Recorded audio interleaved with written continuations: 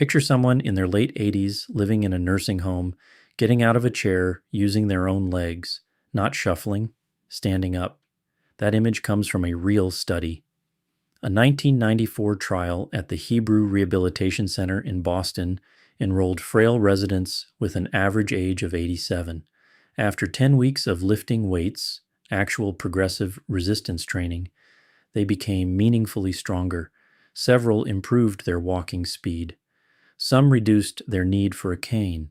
If strength training works there, at that age, in that setting, it is worth understanding what it might do for you right now. Here is the quiet problem most of us do not notice until it is already significant.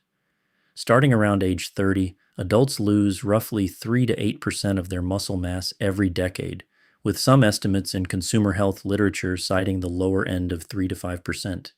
After 60, that rate picks up. The medical term is sarcopenia, the gradual loss of skeletal muscle tissue, and it is not cosmetic. Muscle does things we depend on every single day. It holds us upright. It catches us when we stumble. It pulls glucose out of the bloodstream after a meal. It keeps the metabolic rate from dropping too far. Aerobic exercise, walking, swimming, cycling, does a lot of good things. But it does not place enough mechanical load on muscle tissue to slow this process in any meaningful way. That requires resistance, weight, bands, or your own body weight working against gravity. The National Institute on Aging is direct on this point. Resistance training is the most effective intervention known to counter muscle loss and the one with the strongest evidence for building muscle tissue.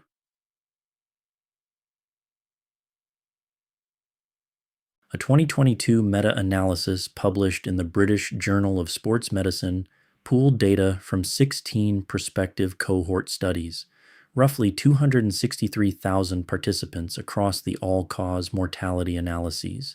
The finding, adults who did regular muscle strengthening activity had a 10 to 17% lower risk of dying from all causes, including cardiovascular disease and cancer, and that reduction held up even after accounting for how much aerobic exercise people were doing. That matters. It means strength training is not simply a substitute for cardio. It adds something distinct. There are other specific benefits worth naming. Research has found that older adults who resistance train regularly are less likely to develop mobility disability, the kind that makes it hard to climb stairs, carry a bag, or get up from the floor. Studies on adults with type 2 diabetes have found improvements in insulin sensitivity comparable to those from aerobic exercise, largely because more muscle tissue means more places the body can store glucose. And while the evidence for resistance training alone reducing falls is still being studied, exercise programs that combine resistance work with balance training have shown strong results in that area. These are not dramatic overnight changes. They are gradual, compounding biological shifts, and they begin with modest doses. This is where the barrier feels higher than it is. The American College of Sports Medicine and the World Health Organization both endorse 2 sessions per week as sufficient to produce real health and strength adaptations in older adults. 2 sessions, not 5, not daily. Each session can be 20 to 40 minutes long, working the major muscle groups, legs, back, chest, and core. You do not need a gym. A starting set of exercises might look like this: chair-assisted squats, standing up from a chair and sitting back down with control, wall push-ups or countertop push-ups, seated rows with a resistance band, a standing hip hinge with a light dumbbell or even a water jug, and single leg balance holds. For beginners, 2 to 3 sets of 10 to 15 repetitions per exercise is a well-supported starting range.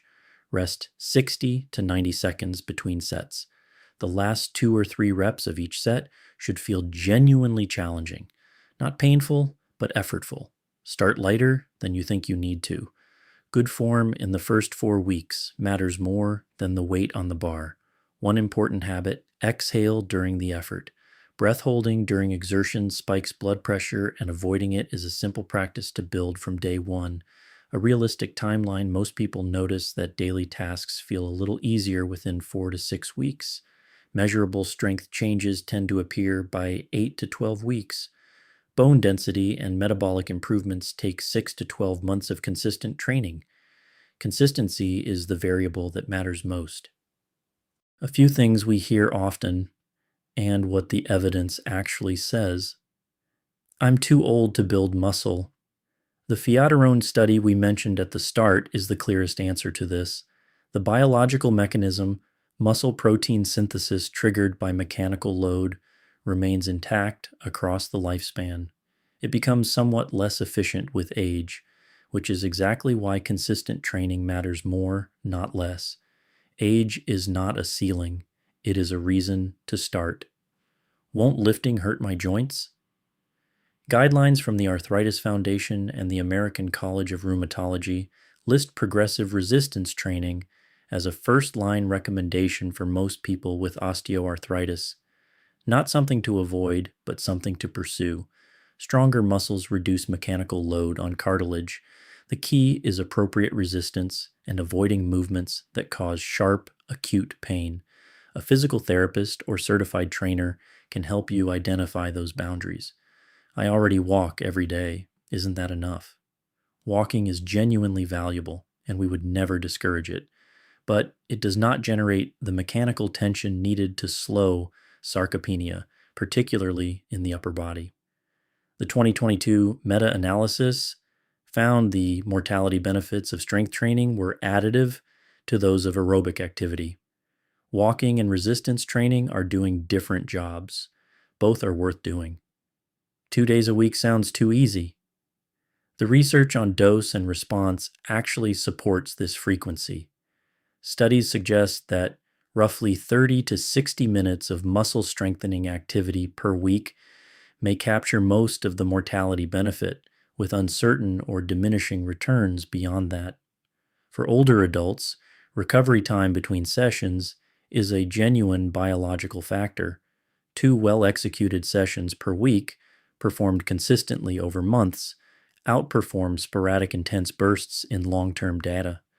Before we close, a straightforward note on who should check in with their doctor first.